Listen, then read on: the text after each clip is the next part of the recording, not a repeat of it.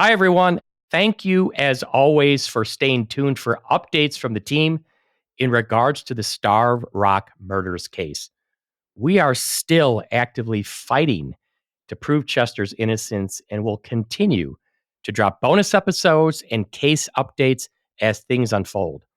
But separately, I'm super excited to share with you a new type of episode of the Andy Hale podcast that is different from the ones that cover a particular case, like the Starve Rock murders.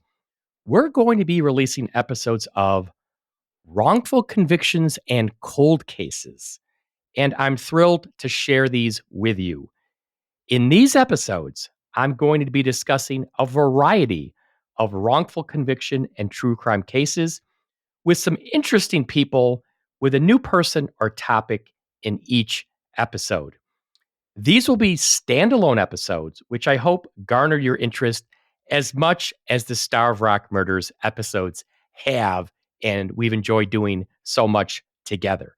We've got some fascinating guests lined up, many of whom you will recognize from the headlines, as well as famous cases if you're a true crime fan. And if you're listening now, I bet you are a true crime fan. These wrongful convictions and cold case episodes will give you a chance to hear about these captivating cases from someone who was involved with them in some way, a definite insider's view, so to speak. In this first episode, I sit down with Gilbert King, the Pulitzer-Prize winning author of Devil in the Grove, and the host and creator of the phenomenal Bone Valley podcast that tells the story of the wrongful conviction of Leo Schofield, who was convicted of murdering his wife and has spent over 30 years in prison. I think you'll enjoy our conversation. We've got a lot to talk about. Let's begin.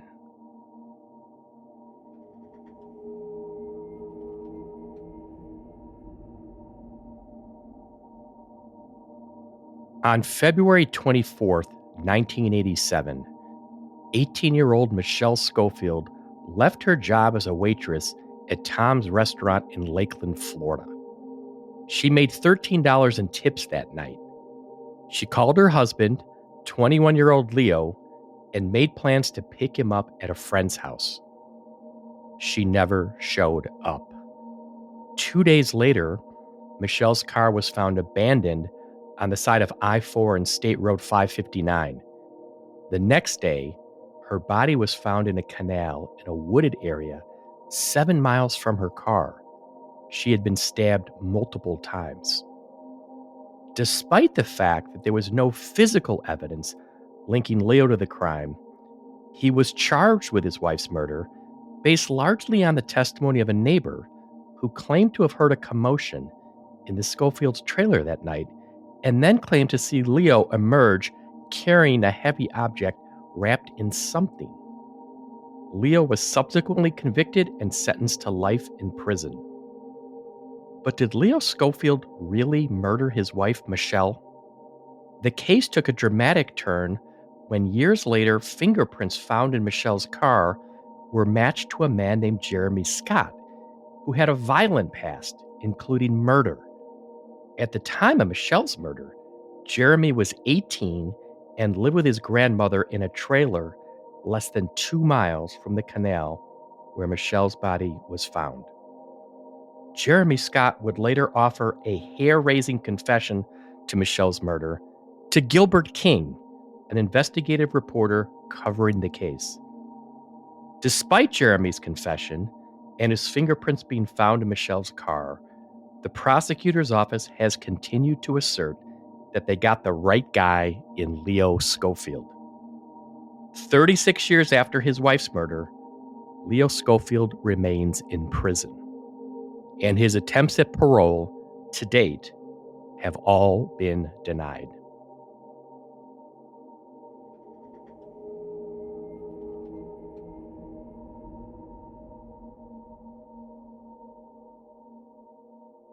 Gilbert King, I am so excited to sit down and talk with you. I can't even tell you. Thank you for coming on this podcast. And I was checking out your bio. You know, you and I have a few things in common. Oh, let's hear. Both born in 1962. Okay. Sorry, I'm dating us there, but That's all right. both born on the 22nd day of the month. Okay. Both have lived in Florida for some period of time, and True. both have a French bulldog. How about that? Mine's dead, unfortunately. Oh, But I'm sorry. yeah, he died a few years ago. But that gets brought Yes. up in some bios every once in a while. And I'm usually Yeah. wearing a jacket. I'm like, well, I still have some of his hair on me, so he's still around, I guess. So I definitely want to, primarily talk about Bone Valley, but let's just pause. Sure. I know you grew up in New York. I did see that you went to college at University of South Florida. Was that in Tampa? Yes, I was in Tampa. So what took you from New York to Florida and then back to New York? I went to college. I wanted to be a baseball player. And they had a really good Me baseball too. school. Yeah, that didn't work out too well for me down there. You come from New York, and these guys are playing year round, and they were a very good school at the time. And I just realized, like, this was a big mistake. I'm not going to play with these guys. They're just too much better. So I had to do Plan B basically, and I started actually like going to the library a lot and reading, and I became an English major shortly before graduating, like 2 credits short of graduating. I just left and decided to move to New York. And didn't graduate from college. And I tried to take these. It was only 2 math credits is what I needed, and I tried to take these CLEP tests to get to pass. I couldn't pass those, and so I said, "All right, this is not in my future. I'm not going to be doing math." Your plan B was exactly my plan B. My dad actually played professional baseball, Oh, and you would appreciate this being a New Yorker. My dad played on the 1961 New York Yankees World Series team.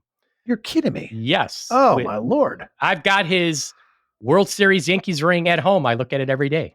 that's an amazing story. Wow, I Yeah. love that.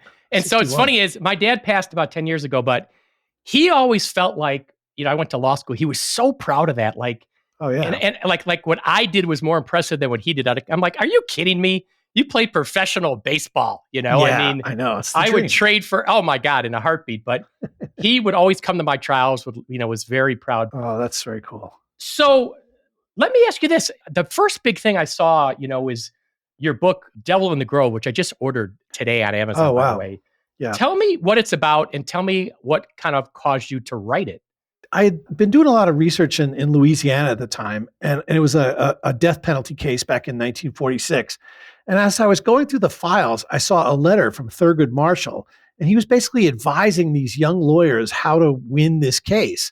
And I just thought to myself, what is Thurgood Marshall doing with a death penalty case in Louisiana? He's not even the representative. He's not the defense counsel. He's just giving them advice. And I remember thinking, like, after I saw that letter, I said, "What else was Thurgood Marshall up to?" Because I really didn't know. I knew he'd done like Brown versus Board, these landmark civil rights cases, and later become a Supreme Court justice. But I didn't know that he was doing like criminal work. And so I went back to New York and I said, I'm going to go down to Washington and look through his files. And I was in it looking through his files at the Library of Congress, and I saw this one letter, and it was from a lawyer in Florida, in Groveland, Florida, and it was written and it said, Thurgood, we need help immediately. This is the most dangerous place we've ever been. We're constantly threatened. Our lives are at stake. Send reinforcements. Call the Department of Justice. And it was like this panicked letter from one of the NAACP lawyers talking about Groveland. And I'm like, what's going on in Groveland that there's so, this urgency and danger? And I looked it up and I found this case that was very similar to the Scottsboro boys case in Alabama, where these young men had been accused of sexually assaulting a white woman, which was like the most explosive thing you could do in the Jim Crow South. And it was just extraordinarily dangerous. They faced trial. They were convicted. Thurgood comes down, argues it, gets it overturned in the Supreme Court. And then the sheriff starts to kill the defendants. And it was like one of the most bizarre stories that I've ever come across, like this sheriff taking the law into his own hands, basically. And so that was really what I decided to get involved with Devil in the Grove, because I hadn't seen anybody had written about it yet. What an incredible opportunity you created right there, just by having an interest and imagination. I mean, I always preach that. I mean, that's an incredible story. And then you won a Pulitzer Prize for that. Yeah. And I also know you are a photographer too. Is that correct? Yeah, I'm looking at the cameras in the background. I thought that was going to be one of the common things we had. I'm a collector. I collect anything and everything. My office here is my wife would call it a junk collection. I'd call it an art collection. So let's get into Bone Valley. Sure. This, oh my God, I already know I could talk for days. I had a good friend of mine, Carly Rowland, who actually has an amazing podcast called Marginalized Murder about a Oh, serial okay. killer in Illinois, potentially 51 women all strangled since 2001. Anyway, Ooh. incredible podcast. Check it out. But Yeah, I definitely Carly, will. Carly says to me, Andy, you got to listen to Bone Valley. It's the best true crime podcast out there. Wow. And I had been meaning to listen to it, and I finally got around to it. I didn't even tell her I was going to listen to it. And I literally finished it like in 2 days. Wow. I just could not wait. The storytelling was phenomenal. I Thank could you. not wait for the next episode. You had so many interesting people you spoke to, but I really think, there's a lot of true crime out there, but there's not many people telling stories. There's a lot of people regurgitating articles, making fun of things, drinking wine, and that's all fine and dandy. Yours was really a story with a purpose that tugged at, you know, your heartstrings. And I've been around the block with true crime. I mean, my law practice has been the last 20 years primarily representing Chicago police officers, believe it or not. Yeah. So I have seen both sides of it. And when I listened to that first episode, Scott Kupch gives you that business card.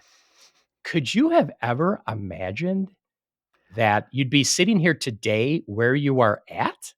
No, that's a really great question. And I just, like I do get people who talk to me about stories.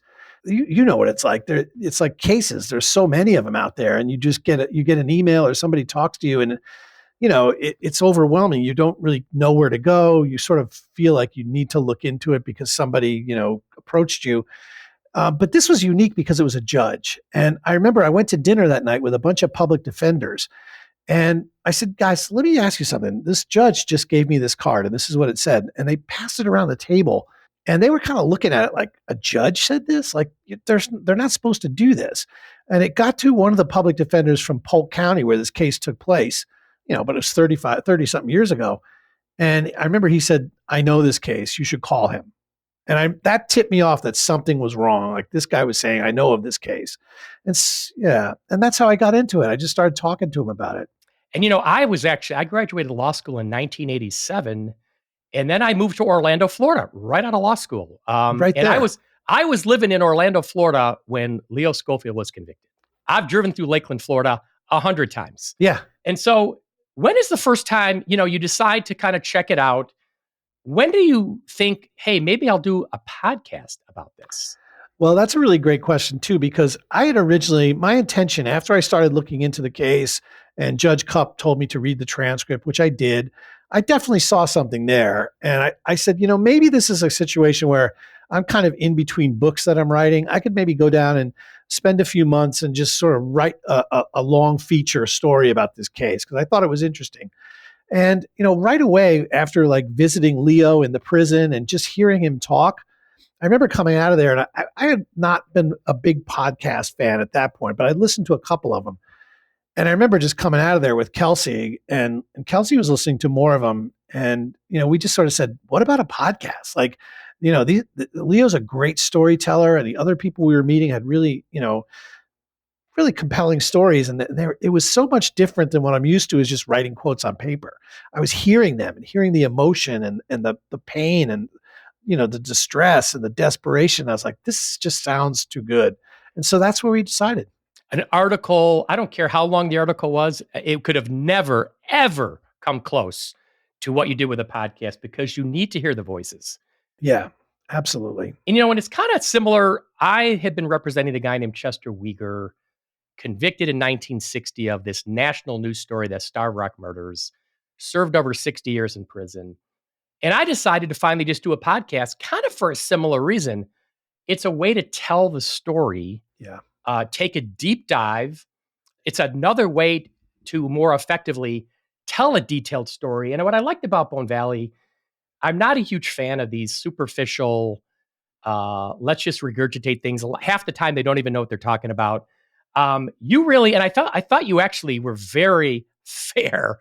Like I would have been much more like, can you believe this? Yeah. Like you really were, I thought, very measured. I went back and listened to a couple of the episodes for the second and third time. And you said something like, well, I think the case of Jeremy Scott's making a little more sense to me than Leo Schofield's like, yeah, Yeah. that's a very A little polite way to understatement. put it. Yeah. And so, and then how did you meet Kelsey? How did she get involved with it? Well, I was working on a book before that, and Kelsey used to work at this library at the Columbia University. She handled all the oral history while she was a student. And so we met, and I said, look, I need some help. I need some research help. I got like 3 different projects going. Do you want to do any like research in your spare time? And she was saying, well, I'm graduating, so I'm not going to have this job for long. So she was interested. And I think that was in the past, I'd worked with older researchers who were based in New York. They just can't pick up and leave their family and go to Florida for a time like I can. But Kelsey could. And so I was like, well, that's the number one job requirement. I need somebody down there who's willing to go to Florida and work on this with me. And she was totally into it. And so she became she started out as a researcher, but her arc, she like really progressed into interviewer, journalist, and she became the co-host basically, her and I sharing it. And it really reflects the work we did together over these 4+ years. Well, shout out to Kelsey. I thought she was an amazing sidekick to you. I love when she'd be like, just open the goddamn letter. Yeah. There's no She's setup. Just open it. Read it. Jesus Christ. Yeah. There's so many just genuine moments. One of my favorite parts is her interview of Jerry Hill, who I want to talk about in a minute. And I love how she said she was so nervous, but it kind of disarmed him. And she's like, can I interview? He's like, well, let's, and he's so kind of like, well, let's see. Go ahead. We'll see, Right. and we're going to talk more about him. But here's what struck me. I say this from somebody who's been around the block and back many times. I'm not naive. I'm not one of these persons who thinks everybody's wrongfully convicted. Some are, some aren't. I call them like I see them. Every case has to be judged on its own facts. But here's the thing that was just so powerful to me. Not only hearing Leo, I thought Leo was very authentic and I believed him. But Jeremy Scott, oh my God. I mean, I'm sorry, but anybody who's fair, okay, who's open-minded and fair, your interview with him, when he first tells the Joseph Laver story, okay, and he tells that in such a, what's the right word? In such an authentic way. Yeah. And there's always little phrases that stick out. What stuck out to me in that part was when he talked about the car. He said the car slid. Yeah. The way it went over the tracks, the car slid. Yeah. And then it's going to blow, run. Yeah. The way he told that story in the moment, my experience, and I've seen plenty of liars, people that fabricate generally have a very simple story. Mm-hmm. There's not much detail to it. There's not much context to it. The way he told the Joseph Laver story, I was like, holy shit, this guy is real. And then he transitioned into the Michelle story. Yeah. And it was more of the same. And I'm sorry. I mean, I'm not here to dissect every single piece of state's evidence, but I will say this. I found Jeremy Scott's voice to be powerful. And I don't think it's very feasible or credible to say he's making it up. I just, no way.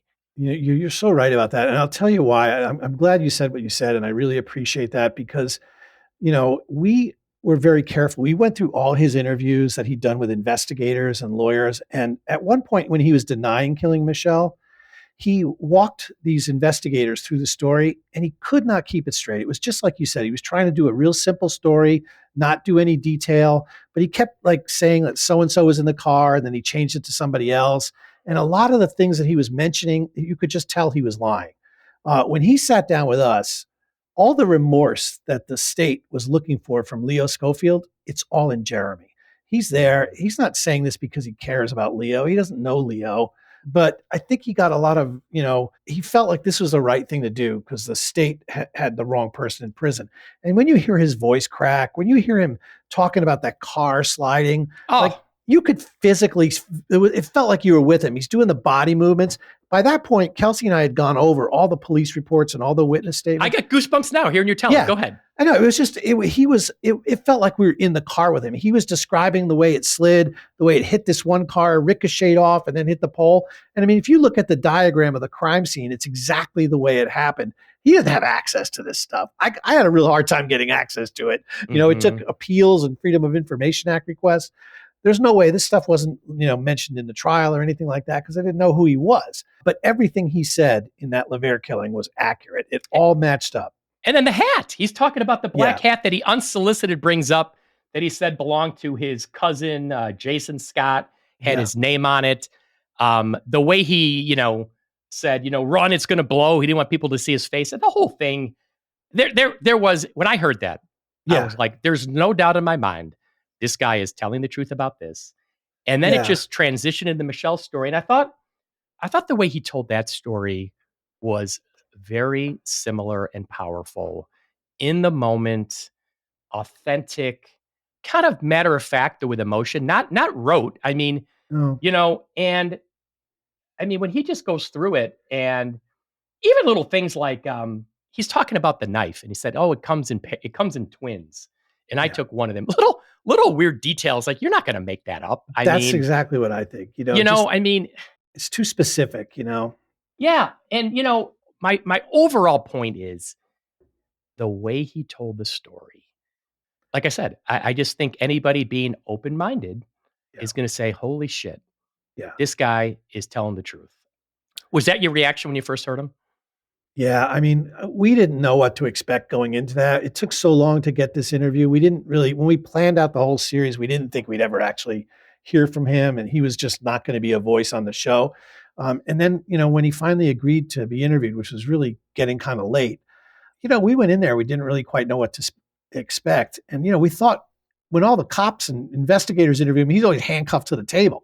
And this time they're letting him in with Kelsey and me, and nobody's there watching. I was kind of surprised when I heard that, frankly. Yeah. And I was like, I don't think the new warden knew him very well because he just transferred there. And I don't know what happened there, but it was actually worked to our favor because we just treated him like a human being and just, said, what, is there anything else you want to tell us? Is there anything you want to say? Because we're here for your story.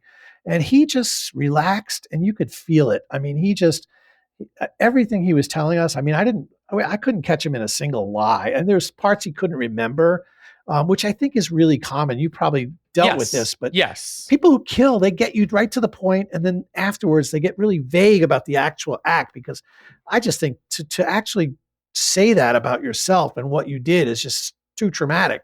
And so he doesn't quite get to that moment. He says, I lost it. I killed her. I stabbed her. And then he starts talking about what he did with the body. He doesn't want to dwell on that. And that was a common thing we found through the LaVere case too. He didn't want to really talk about shooting someone.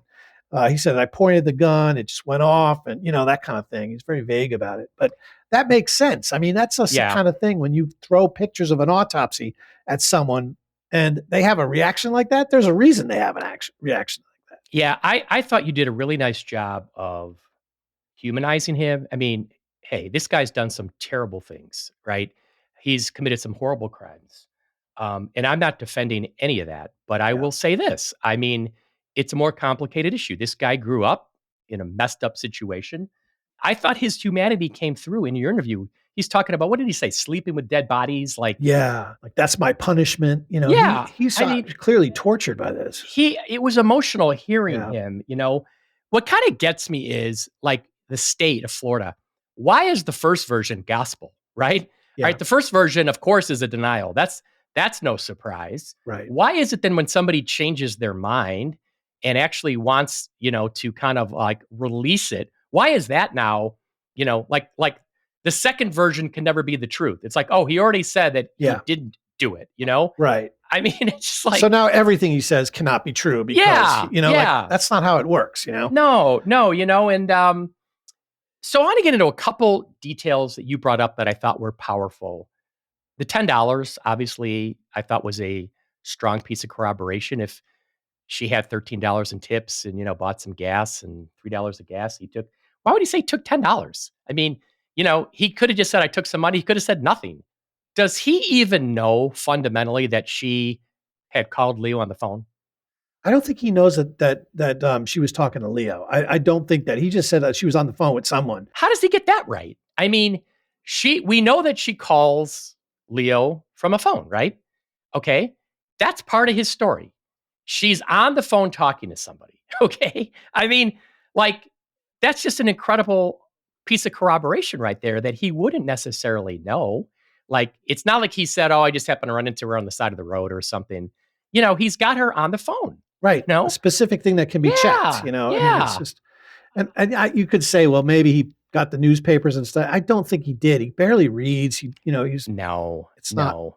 accurate, but He's familiar with the area like you talked about, which I thought was super powerful. He talks about covering her in wood. Maybe he would have known that. But here's one. I always say this in my cases. There's always something very small, a little detail that is innocuous that turns out to be huge. And I'll give you one that I kind of found. okay. I was poking around just a little bit, trying to prepare for this. And I came across on the internet a brief.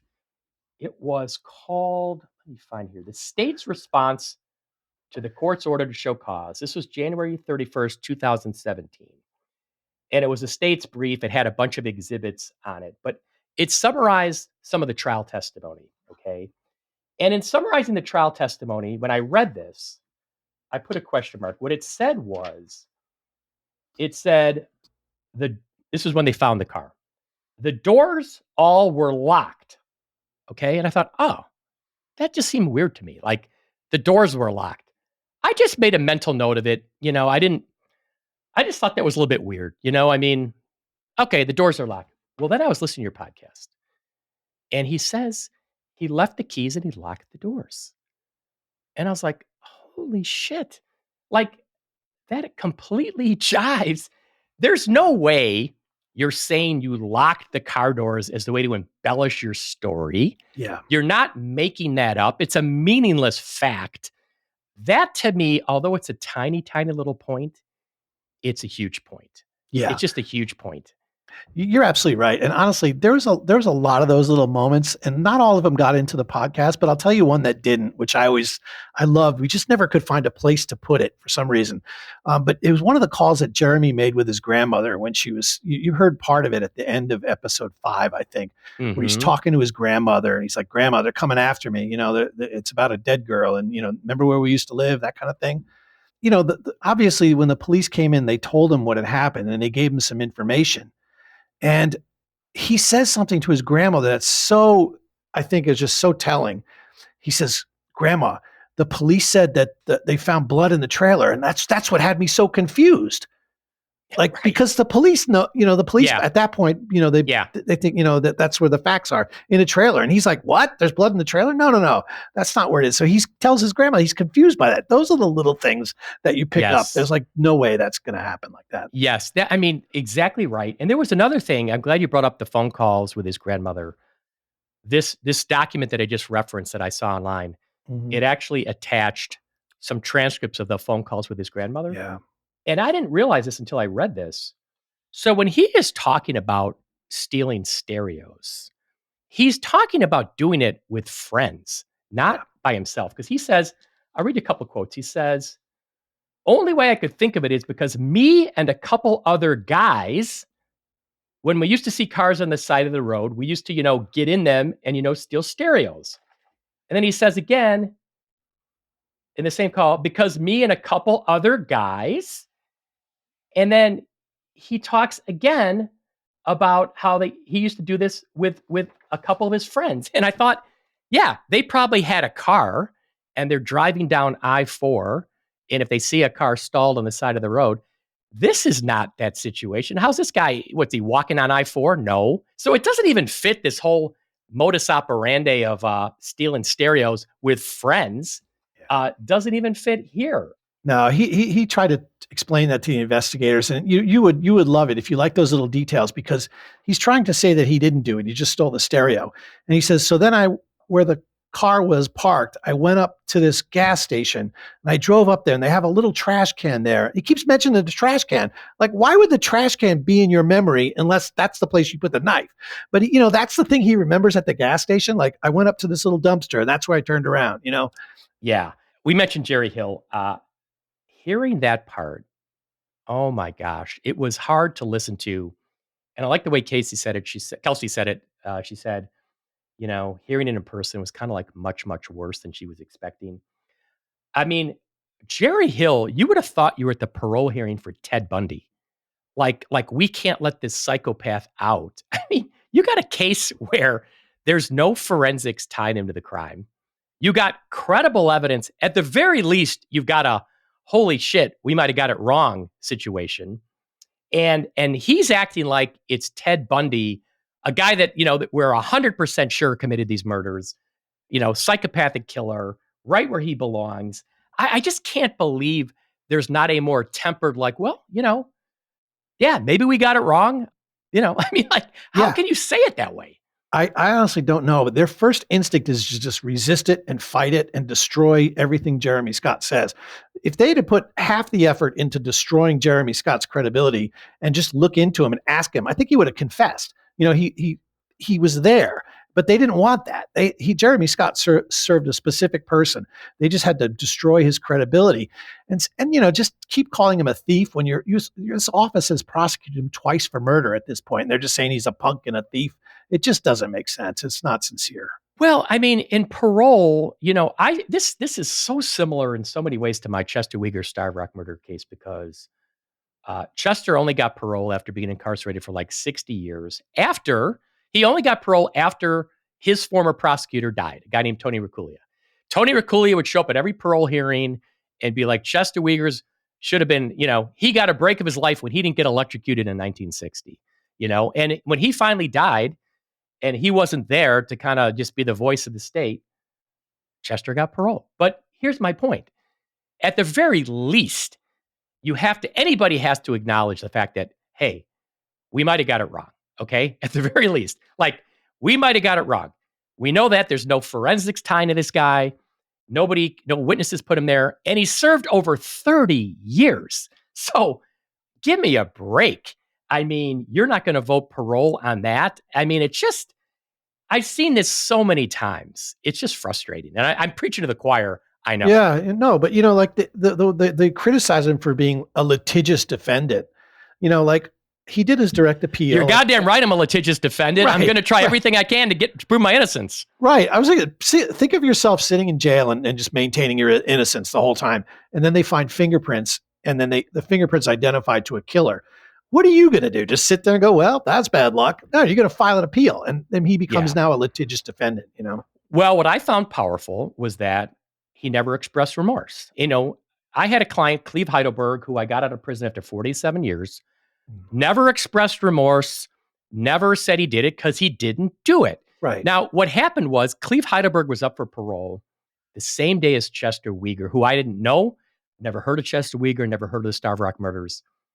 Front page article the next day in the Chicago Tribune, Starved Rock killer denied parole. And he says, I'm not going to admit I did it because I didn't do it. I don't have any remorse, And I'm like, this sounds like Cleve Heidelberg's twin brother. Yeah. And this is what drew me to Chester Weger. But the same thing with Jeremy Schofield. I mean, the fact that after all those years, it's like, no, I'm not going to admit to killing my wife when I didn't do it. I think there's power in that. I absolutely do.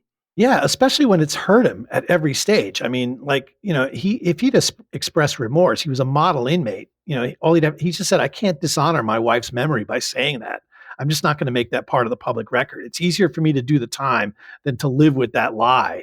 And so he won't do it. I mean, he could have been out of prison decades ago if he'd had taken that second degree, murder plea. He would have been out based on sentencing back then, and he had no prior record. He would have been out, decades ago, but he won't do it. And that is telling. That has to count for something,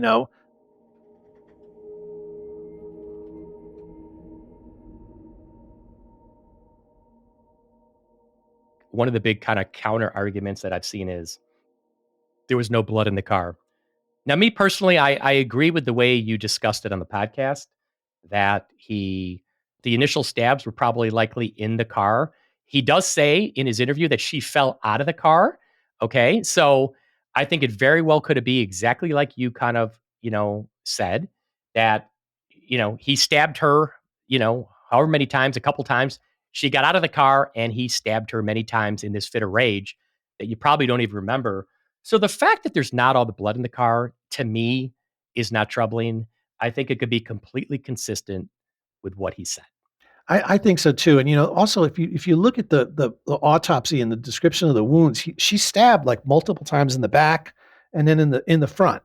And so, he describes her as coming out of the car, like falling out basically. And he comes around and he says, I dragged her the rest of the way out. And that's where all her blood was found, outside the car. I asked the guy who actually did the forensic, testing. He didn't remember this case, which tells you a little bit about Central Florida. It's like there's so many of these kind of cases Yeah. in Florida that he didn't remember. Yeah. Which dead body in the lake? The one from yesterday or the one from last week?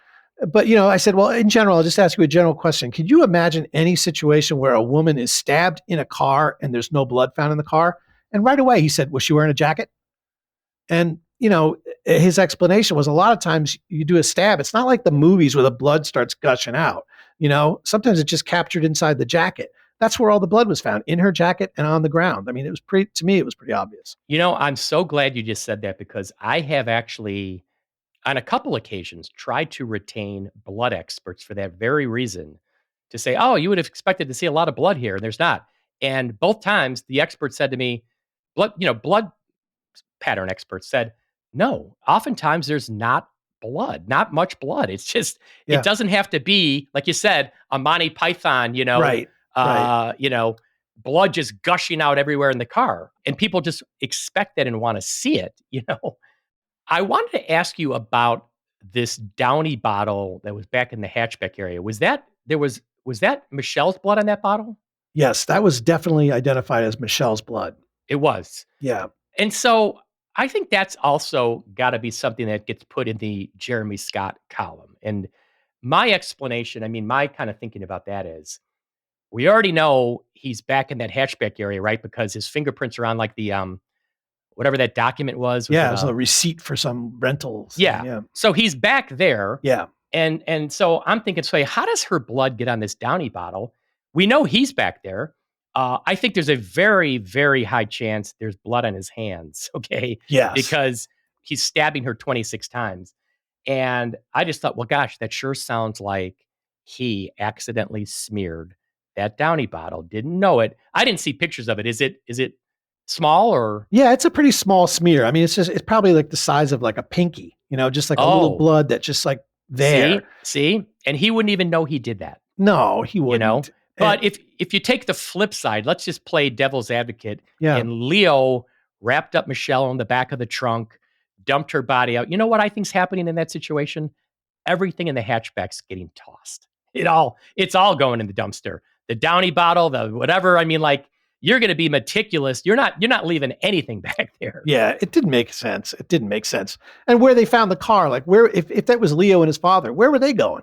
Like, why do they feel the need to get rid of the car? Like, it just doesn't make sense. And it, coincidentally breaks down, Well, yeah. The way he talks, this is another point where I thought his storytelling was so authentic. When he talks about she put the car in drive, he grabbed the gear shift and put it in park. I thought that was very, again, it's a detail that I just saw no reason to make it up. It seemed so kind of from the heart. I was curious if you ever talked to a mechanic or something. I did see documents about like the flywheel was broken or something. Yeah. Maybe it had nothing to do with the car breaking down, but I was like, I don't know, maybe. This is how crazy we were. This didn't make it into the podcast. We talked to 3 separate mechanics. 2 of us told us what that, throwing a moving car in a park was a good way to damage the flywheel. Really? 2 of them said that. The third one we talked to, and these guys were really smart, and they said, it's possible, but here's what I think happened based on the other information in there, like how the car started up and turned over, but it wouldn't start. These guys were like professors of automobile, and they don't believe that the flywheel was what caused it. They said this is a junky car. That's definitely would have been a problem, but they thought it was probably something like a blown gasket. And they did say that it was a major leak in there. So we decided, because it was kind of split, we just didn't feel comfortable really addressing it totally. But Jeremy addressed it. He said, I threw that car in a park. That's what messed that car up. And like, that's all we need to know, because, in other murders, he's stolen a car and headed straight to where he's going on this one. So it made sense. His story made sense to us. The other thing I got to bring up that really just makes me crazy is the premonition. Okay. Oh, This to me is like a no-brainer. It's just a no-brainer. Leo and his dad, they discovered the body 3 days later. right. If they'd have discovered the body in 2 minutes in some weird spot, okay, maybe 3 days later, and then after you discovered the body, to make a remark like, yeah, I had a premonition or God drew me here, that is the most meaningless piece of dialogue I can imagine. And Yeah. I just can't believe in the appellate oral argument that that judge is bringing that up. Like it has no significance to me at all.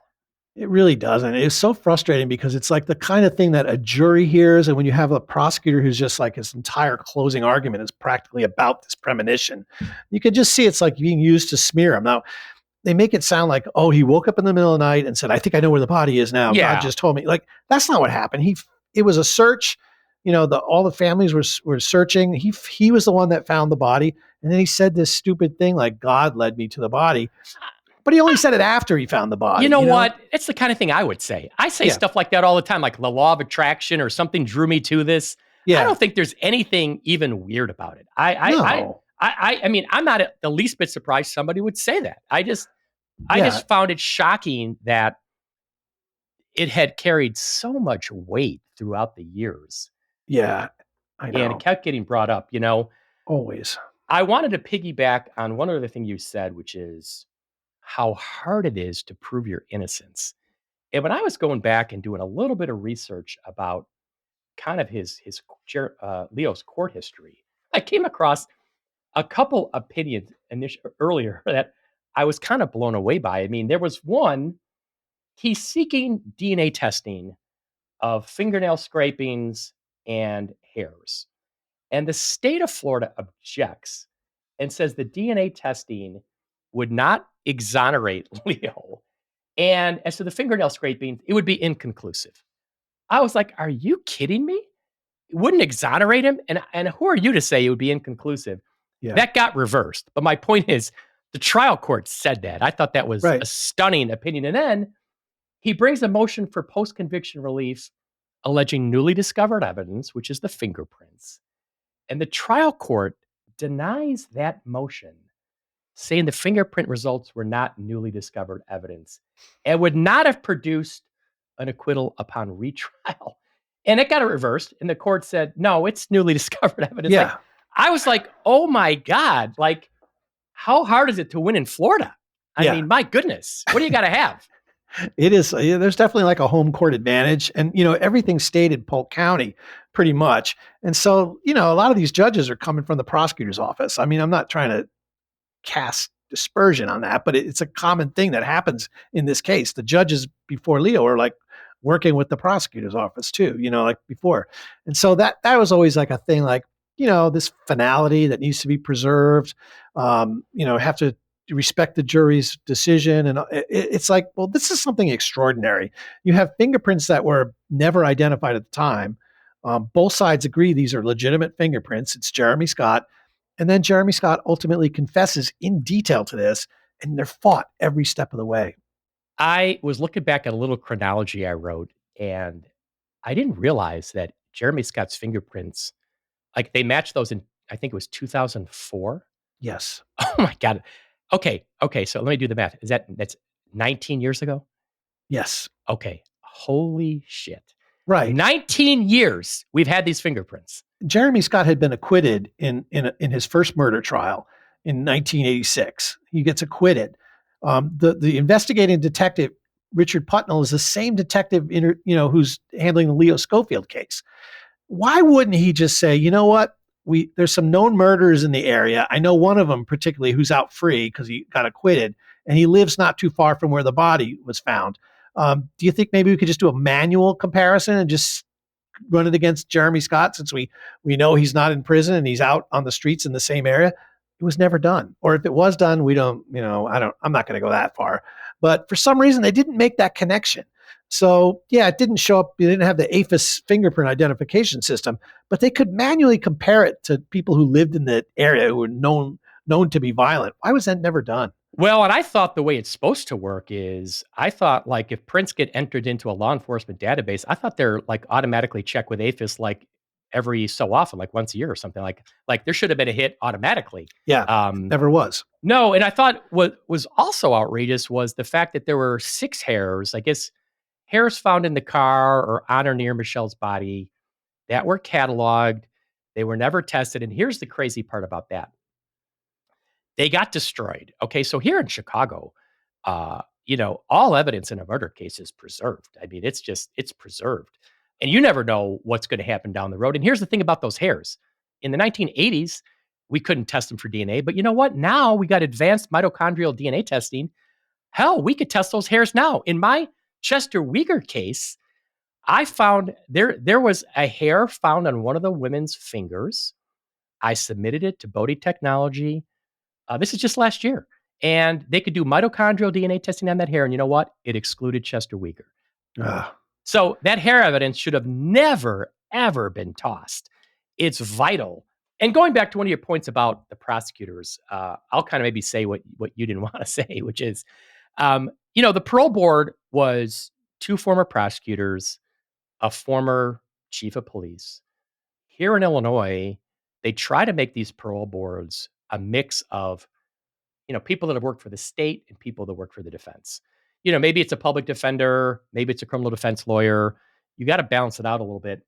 I actually just filed a motion in my Starved Rock Murders case to disqualify the special prosecutor now because they're not doing anything. And I found a great law review article. I'll send it to you. It's Oh, I'd love 2017. to see it. It's a law review article about prosecutors have an inherent conflict of interest. And it just talks about you might not even know you have it.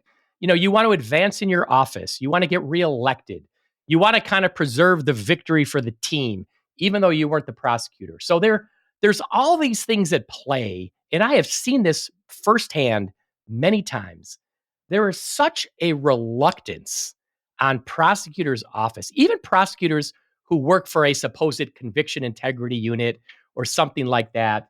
There is just a real reluctance to really dig and to try to get to the truth. Sometimes it's intentional. Sometimes it's just an inherent bias. But I think that until that changes, and I don't know if how to combat that, it's very difficult, very, very difficult.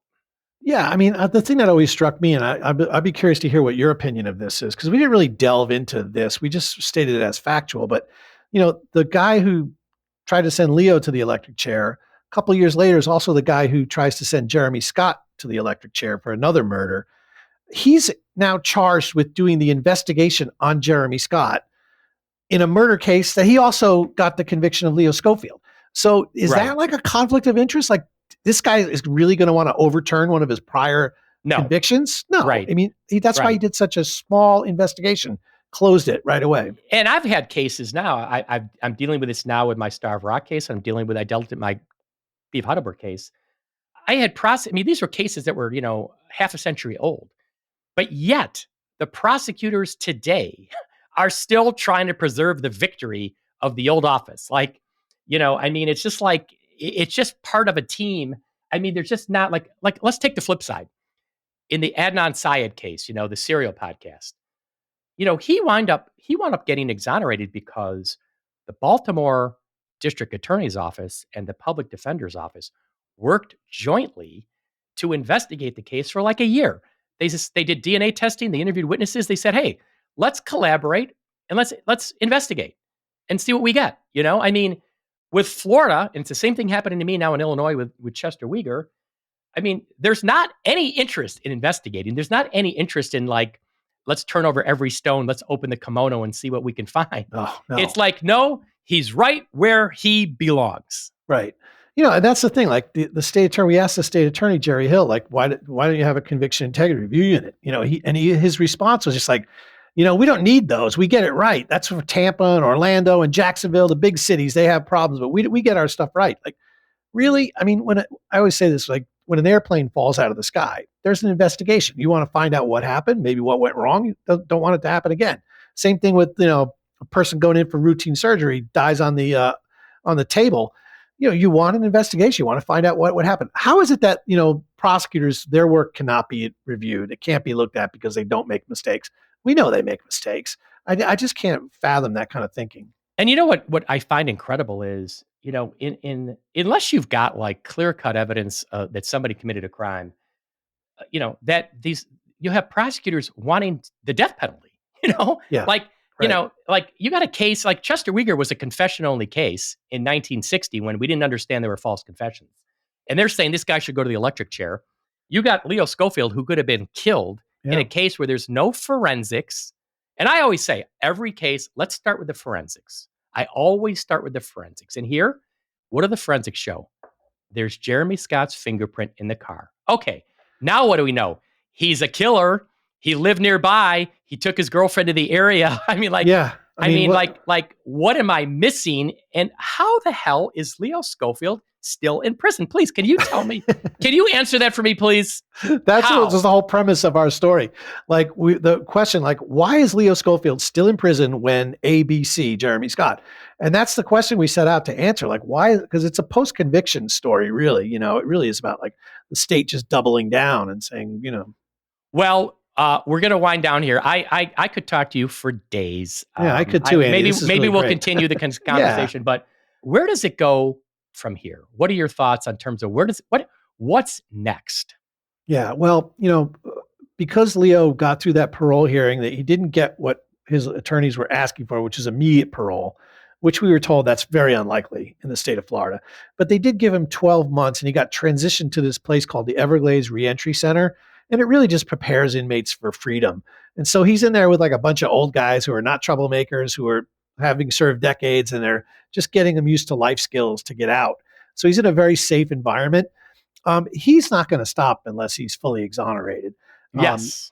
yeah, and so that's going to be the plan. I mean, the lawyers were always like liberation, then exoneration. That was their plan. And I think there's enough people, myself included, that just feel like the state of Florida needs to exonerate this man and just make this right.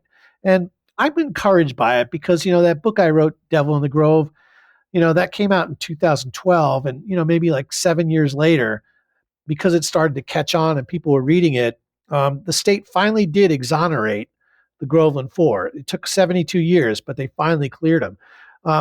Leo's still alive and he's got life left in him. And this needs to be done sooner rather than later. I think it's pretty obvious since the story has come out that, Jeremy Scott is Michelle Schofield's killer. I just feel like everyone I know who listens to it and hears the two men talking about it and hears the evidence feels that way. And there's a lot of powerful people in Florida who've been writing to me saying, we want to help. This is wrong. And so I am encouraged by it. Florida does have a tendency to correct some of its wrongs in the past, where I think other states just sort of brush it under the carpet and don't want to deal with it again. So, yeah, it's embarrassing. I hate that my job is to sort of go in there and find these kind of stories and beat the hell out of people for it. But I'm proud of Florida for doing the right thing. And I think they are going to do the right thing with this eventually. In the Groveland case, what was the vehicle to get the exoneration? Like, was it like a gubernatorial pardon or like executive clemency, or what was it? That's interesting. They started out with a pardon from Governor Ron DeSantis, who said, like, when he was campaigning, he said, this is going to be one of the first issues I deal with if I win. And, true to his word, I think it was his second day in office, he did it. He pardoned the Wow. Groveland Four. Okay. But that was only a pardon. Obviously, guilty people can be pardoned. The families were like, we want exoneration. So the FDLE, as part of the pardon, had to reinvestigate it, and they couldn't find anything. And it landed in the lap of a state attorney in the original district where this happened, the circuit. And he just said, you know what? I can't just go back to these families and say there's nothing to do. There's no path to exoneration, because we're talking about posthumous exonerations, and it's just a little more complicated. And he called me up and said, the only thing that can help these families is some kind of new evidence.